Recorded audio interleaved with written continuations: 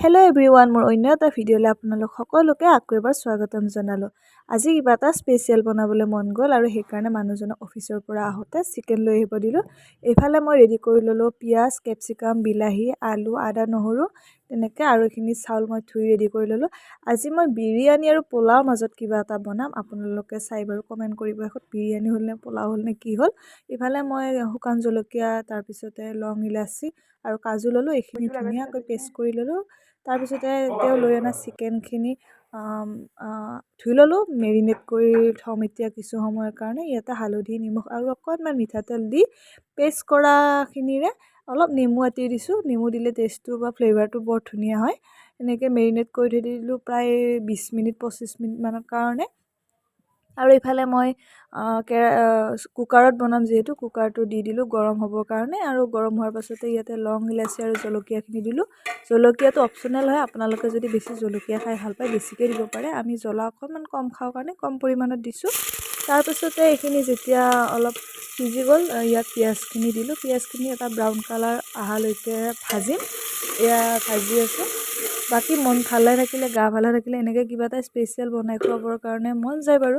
আজি একদম চিম্পলকৈ বনাইছোঁ গাইজ, একদম কিনা মছলা ব্যৱহাৰ কৰা নাই। জিৰা জালুক দিছোঁ, অকণমান ৰেড চিলি দিছোঁ জাষ্ট। তাৰপিছত পেটৰ যাতে একো প্ৰব্লেম নহয় তেনেকৈ বনাবলৈ চেষ্টা কৰিছোঁ আৰু এয়া দেখিছেনে পিঁয়াজখিনি ধুনীয়া ব্ৰাউন কালাৰ আহি গৈছে। এতিয়া মই মেৰিনেট কৰি থৈ দিয়া চিকেনখিনি ইয়াত দিম আৰু চিকেনখিনি প্ৰায় 20 মিনিট 15 মিনিটমান এনেকৈ আমি ভাজিম।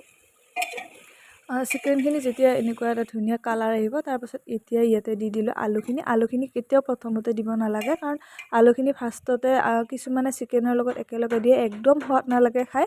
তাৰপিছত আলুখিনিও 5 মিনিট 10 মিনিটমান এনেকৈ ভজাৰ পিছত মই এতিয়া কেপচিকামখিনি দি ল'লোঁ। আৰু যিহেতু মছলাখিনি কুকাৰ লাগি ধৰিছিল, অকণমান চিপচিপিয়াকৈ পানী দি ল'লোঁ।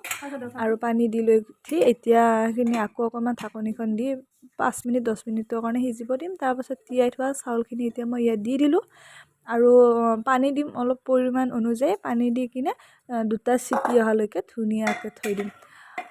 বাকী আপোনালোকে বইল খোৱা ভিডিঅ'বোৰত ইমান ধুনীয়াকৈ লাইক কমেণ্টবিলাক কৰে, আমাকো অকণমান মৰম চেনেহ দিবচোন বাৰু। ইমান কষ্ট কৰি ভিডিঅ' বনাওঁ আপোনালোকৰ বাবে। তাৰপিছত এতিয়া বাৰু আকৌ খানা মাজলৈকে আহোঁ। এইফালে গোটেইখিনি বহাই দিম, এতিয়া চিটি মাৰিবৰ কাৰণে থৈ দিলোঁ। আৰু ফাইনেলি এইখিনি ৰেডি হৈ গ'ল। এতিয়া দেখাত বাৰু বিৰিয়ানীৰ নিচিনাই হ'ল। আপোনালোকে জনাবচোন বাৰু কি হ'ল এইটো। এওঁলোককতো কওঁতে বাৰু বিৰিয়ানী বুলিয়ে ক'লে। বাকী মানুহজনৰ ৰিয়েকশ্যন চাব দেই। ভিডিঅ'টো কেনে পালে প্লিজ কমেণ্ট কৰি জনাবলৈ নাপাহৰিব। ভাল পালে লাইক কৰিব, কমেণ্ট কৰিব, শ্বেয়াৰ কৰিব দেই। Bye bye.